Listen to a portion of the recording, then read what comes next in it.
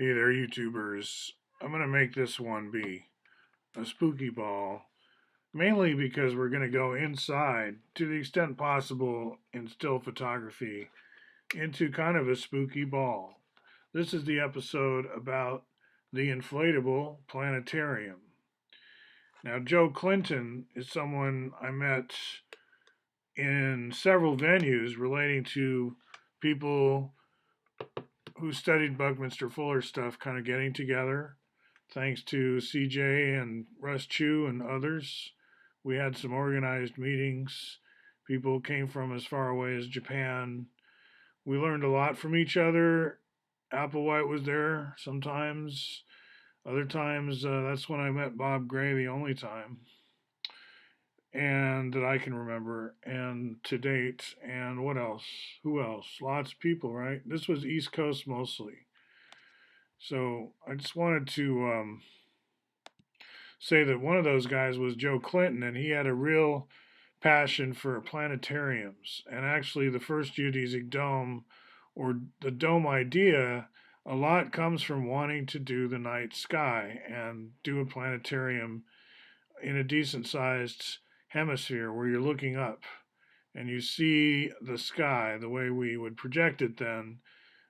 Would take a lot of knowledge of astronomy, especially when you're projecting from a cylinder.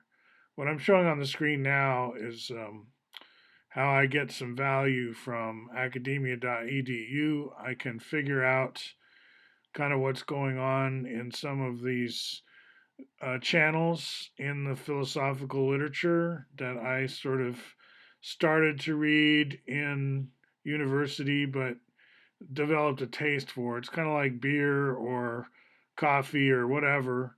Do you even enjoy reading things like this? And I'm saying it's an acquired taste, but at this point I do to some level. So thank you for bringing me these papers, right? So I'm getting some input.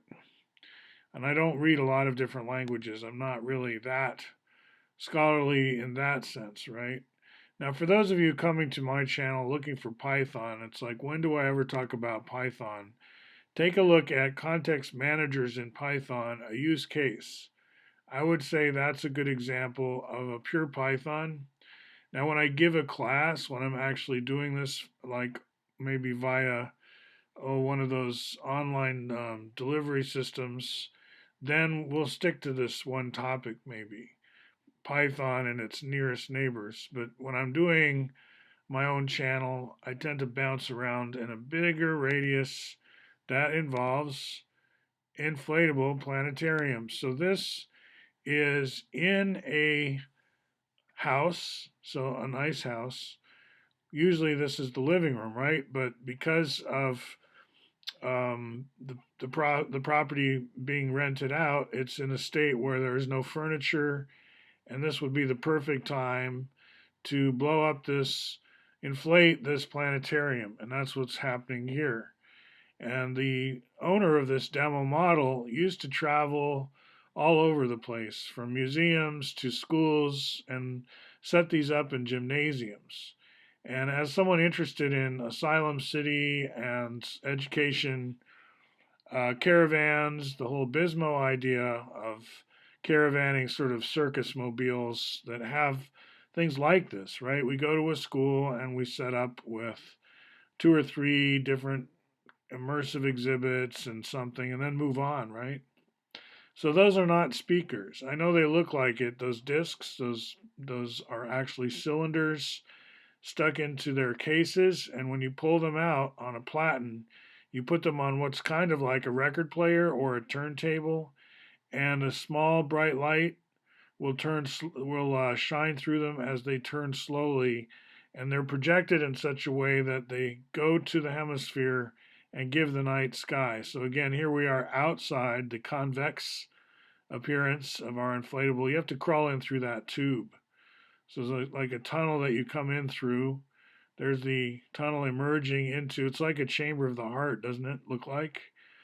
And the presenter would sit on that magic carpet in the middle of the thing and has the microphone and people sit around the edges. It feels a lot like a sweat lodge if you've ever done one of those. It does get very black inside.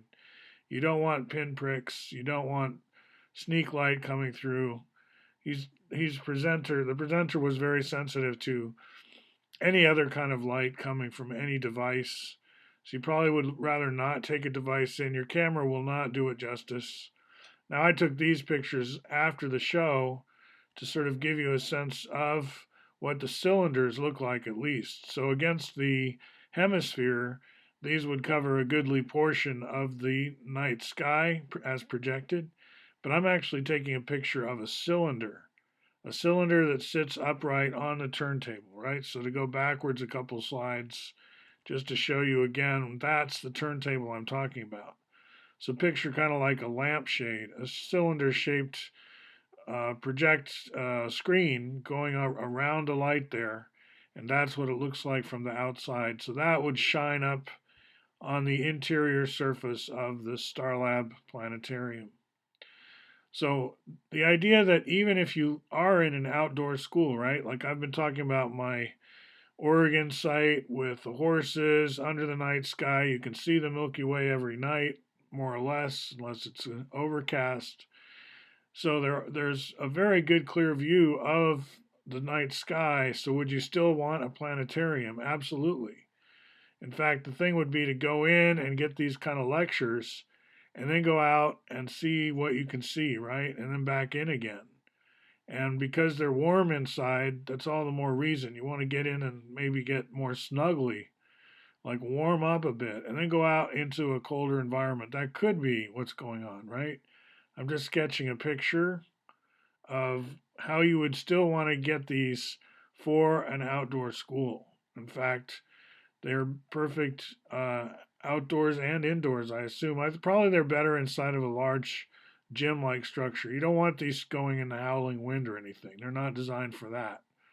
There might be an exterior dome inside of which we inflate this interior dome.